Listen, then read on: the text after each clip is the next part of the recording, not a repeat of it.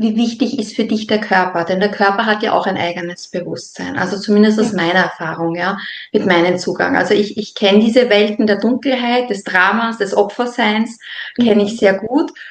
Und für mich war der Weg auch, als ich meinen Körper oder wie in Verbindung gegangen bin mit meinem Körper, mit Körperarbeit, hat sich bei mir ganz vieles gedreht. Wie ist hier dein Zugang mit dem Körper?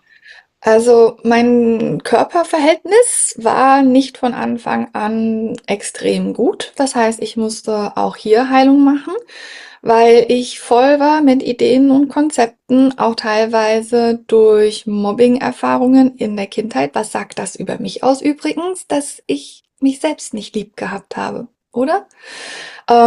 Dass ich letzten Endes hier Mitgefühl und Verständnis gebraucht habe für mich, für die Strukturen. Mein Weg war damals Psychologiestudium, um herauszufinden, warum jemand anderen wehtut und warum jemand sich wehtun lässt. Und hier erstmal, sag ich mal, die Konzepte aus dem Kopf heraus zu klären, zu lösen, zu heilen und dann langsam in den Frieden zu kommen, als Frau mit seiner Weiblichkeit, als Mann mit seiner Männlichkeit, zu erkennen, ich bin auch männlich, ich habe männliche Facetten in mir, ich habe weibliche Facetten in mir und ich habe neutrale Facetten, androgyne Facetten in mir. Auch, sag ich mal, die Geschlechterempfindung. Was empfinde ich über Männer? Was empfinde ich über Frauen? Was empfinde ich über was auch immer, was lebt? Was denke ich über Tiere? Was denke ich über den alten Nachbarn, die Nachbarin, über den, der verkrüppelt ist, was auch immer. Wirklich alle Konzepte, die ich habe, zu heilen, weil alles, was ich sehe, jedem, den ich begegne, ist ein Teil von mir in einer gewissen Art und Weise, oder?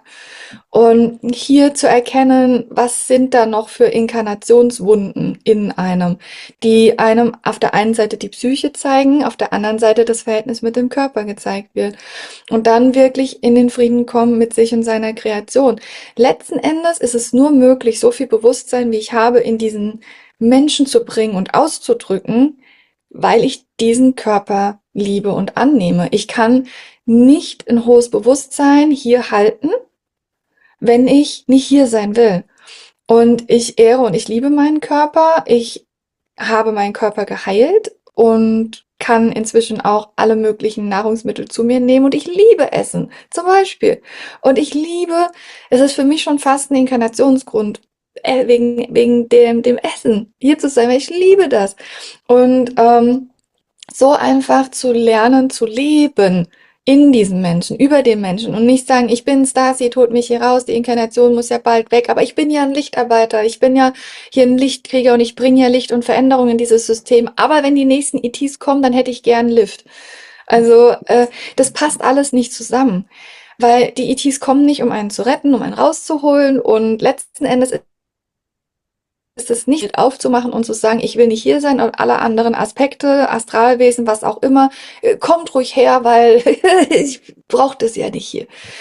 Also es heißt, mein Körper ist mein Tempel, mein Energiefeld ist mir heilig und ich nehme viel Energien auf, während ich Transformationsarbeit mache und Energien transformiere, ja, aber ich achte sehr auf die Reinheit und Hygiene meines Körpers und meiner Energiestruktur, intern und extern. Was bringe ich rein in mich an Nahrungs- und Lebensmitteln? Was konsumiere ich mit meinen Ohren, mit meinen Augen? Welche Gespräche führe ich? Mit wem habe ich Kontakt? Leute, die mir nicht gut tun, die sich für mich nicht gut anfühlen, nicht weil sie mich triggern. Ich lasse mich gerne mal triggern von jemandem. Aber wenn jemand zum Beispiel von der Frequenz so unterschiedlich ist, und dann habe ich mit dieser Person einfach weniger Resonanz und dann darf die Person ihren Weg gehen. Und ich muss sie nicht verändern oder was auch immer. Das hat auch was mit Liebe zum Körper und zur eigenen Energie und zur eigenen Inkarnation zu tun. Natürlich muss man hingucken und schauen, wo ist der Trigger bei einer Person oder wo ist die Dysresonanz. Aber es ist ganz natürlich, dass die einen harmonieren und die anderen nicht. Und die, mit denen man nicht harmoniert, im Frieden einfach ziehen lassen. Wenn kein Frieden ist mit ihnen, dann mach Frieden, damit sie ziehen können, weil keiner kommt in das Leben ohne Grund. Das ist auch nochmal so ein Punkt. Kein Treffen findet per Koinzidenz statt. Es ist immer eine Absprache. Und wenn ich verurteile und trigger, dann muss ich gucken. warum tue ich das? Und das heilen. Wenn ich aber in mir ganz neutral fühle, da resoniere ich nicht, das Energiefeld passt nicht zu meinem. Und dann kann ich einfach die Person ziehen lassen. Ich habe viele liebe, wundervolle Seelen schon ziehen lassen in ihre Realität hinein, weil ich gefühlt habe, dass unsere Energien nicht kompatibel sind. Aber da war kein Trigger, da ist keine Verurteilung, da ist nichts da. Wir können uns treffen und es ist nur Liebe da von beiden Seiten, aber wenig Kontakt bis gar kein Kontakt. Und das ist auch okay.